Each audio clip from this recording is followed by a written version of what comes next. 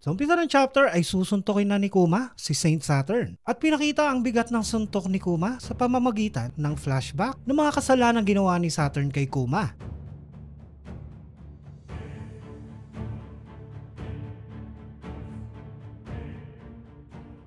Si Saturn ay hindi makapaniwala at tinanong si Vegapunk kung bakit buhay pa din si Kuma. Nireveal ni Saturn na ina-activate pala niya ang self-destruct ni Kuma noong nalaman niya na nakabalik si Kuma sa base ng Revolutionary Army. Kaya hindi siya makapaniwala kung bakit nasa harap niya ngayon si Kuma. Ang sinabi ni Saturn ay kinagulat nila Vegapunk, Franky at Sanji. Ang full force naman ng suntok ni Kuma na nakabalot ng haki ay tumama na sa muka ng isa sa pinakamataas na official na Celestial Dragon na si Saint Saturn.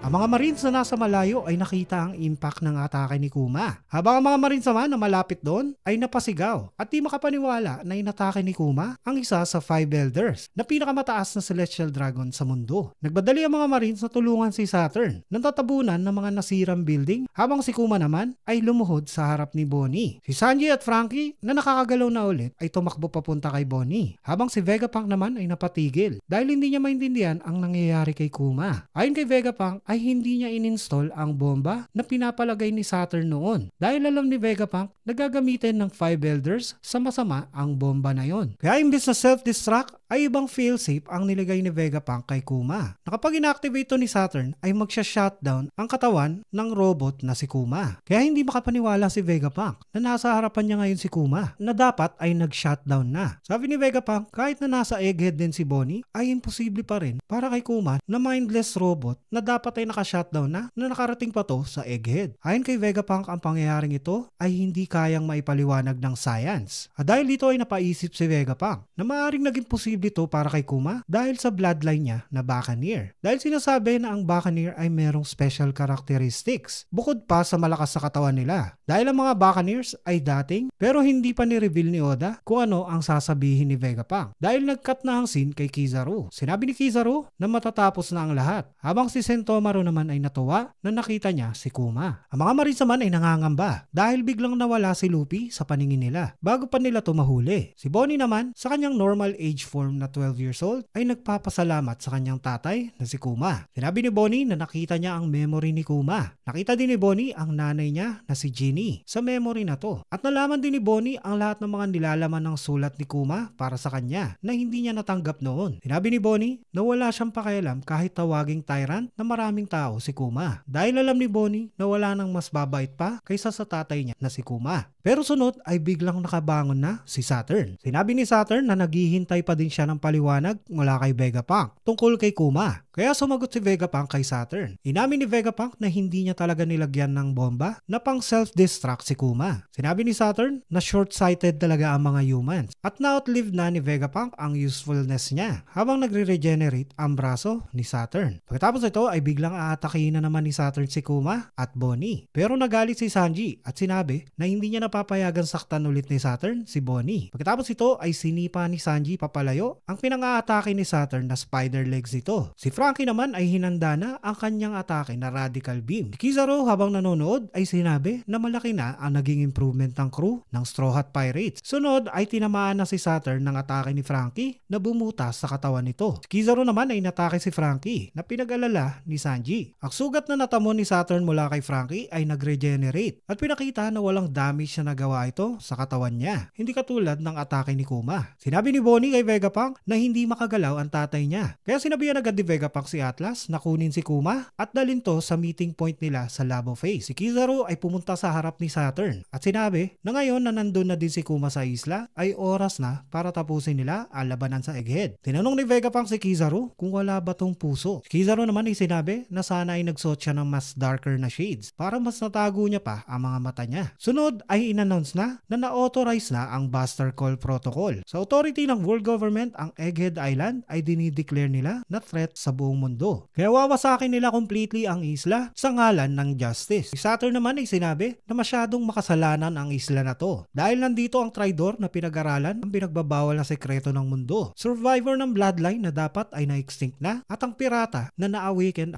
power ng Ancient God. Kaya sabi niya ay katapusan na ng mga to dahil hindi sila makakapagpahinga dahil walang break next week.